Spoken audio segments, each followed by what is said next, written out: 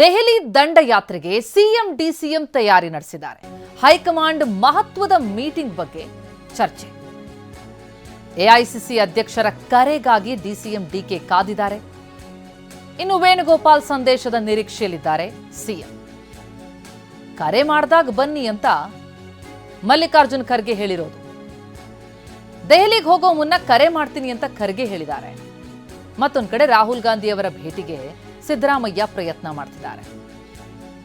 ವೇಣುಗೋಪಾಲ್ ಮೂಲಕ ರಾಹುಲ್ ಗಾಂಧಿ ಅವರನ್ನ ಭೇಟಿಯಾಗೋದಕ್ಕೆ ಸಿಎಂ ಪ್ರಯತ್ನ ಪಡ್ತಾ ಇರೋದು. ರಾಹುಲ್ ಗಾಂಧಿ ಅವರು ಸಮಯ ಕೊಟ್ರೆ ಜನವರಿ 13ಕ್ಕೆ ಸಿಎಂ ದೆಹಲಿಗೆ ಪ್ರಯಾಣ ಬೆಳೆಸ್ತಾರೆ. ಇನ್ನು ನಾಯಕತ್ವದ ಬದಲಾವಣೆಗಾಗಿ ಕಾಯ್ತಾ ಇರುವಂತಹ ಡಿಸಿಎಂ ಡಿಕೆ ಬುಲಾವ್ಗಾಗಿ ಕಾಯ್ತಿದ್ದಾರೆ. ಸಂಪುಟ ಪುನರಚನೆ ಅನುಮತಿಗಾಗಿ ಸಿದ್ದರಾಮಯ್ಯ ನಿರೀಕ್ಷಿಸ್ತಾ ಇದ್ದಾರೆ. ಒಟ್ಟಾರೆ ಸಿಎಂ ಡಿಸಿಎಂ ಇಬ್ಬರ ಮುಖ ಕೂಡ ಈಗ ದೆಹಲಿಯತ್ತ ಮಾಡಿದ್ದು, ಜೊತೆಗೆ ಅವರ ಚಿತ್ತ ಕೂಡ ಅತ್ತಲೇ ಇದೆ.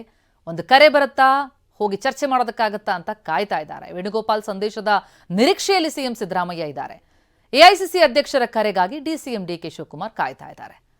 ವೇಣುಗೋಪಾಲ್ ಅವರ ಮೂಲಕ ರಾಹುಲ್ ಗಾಂಧಿ ಅವರನ್ನ ಭೇಟಿ ಮಾಡೋದಕ್ಕೆ ಸಿದ್ದರಾಮಯ್ಯ ಪ್ರಯತ್ನವನ್ನು ಪಡ್ತಾ ಇದ್ದು, ದೆಹಲಿಗೆ ಹೋಗೋ ಮುನ್ನ ಕರೆ ಮಾಡ್ತೀನಿ ಅಂತ ಖರ್ಗೆ ಹೇಳಿದ್ದಾರೆ.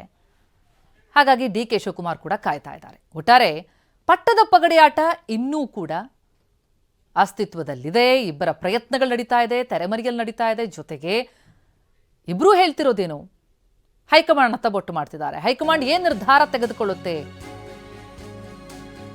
ಚಿತ್ತ ಅಲ್ಲಿ ನೆಟ್ಟಿದೆ. ಈ ನಾಯಕತ್ವ ಬದಲಾವಣೆಯ ಕುರಿತಂತೆ ಯಡಿಯೂರಪ್ಪ ಅವರು ಮಾತನಾಡ್ತಾ ಇದ್ದಾರೆ. ಏನ್ ಹೇಳ್ತಿದ್ದಾರೆ ಕೇಳೋಣ. ಇದು ಯಾವುದೇ ಕಾರಣಕ್ಕೂ ಜನ ಮೆಚ್ಚೋದಿಲ್ಲ. ಈಗಾಗಲೇ ಲೋಕಲ್ ಬಾಡಿ ಎಲೆಕ್ಷನ್ಸಲ್ಲಿ ಸಹ ಬಿಜೆಪಿ ಜಯಬೇರಿಯನ್ನು ಪಡೀತಾ ಇದೆ.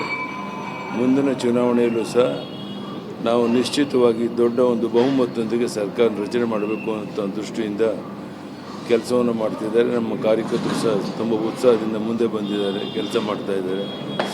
ತಾವೇ ನೋಡ್ತೀರಾ, ಮುಂದೆ ಬರೋ ದಿವಸಗಳಲ್ಲಿ ಯಾವ ರೀತಿ ಲೋಕಲ್ ಬಾಡಿ ಎಲೆಕ್ಷನ್ಸಲ್ಲಿ ಬೇರೆ ಕಡೆ ನಾವು ಗೆಲುವನ್ನು ಸಾಧಿಸೋರಿದ್ದೇವೆ ಅನ್ನೋದನ್ನು ತಾವು ಗಮನಿಸ್ತೀರಾ. ಧನ್ಯವಾದ.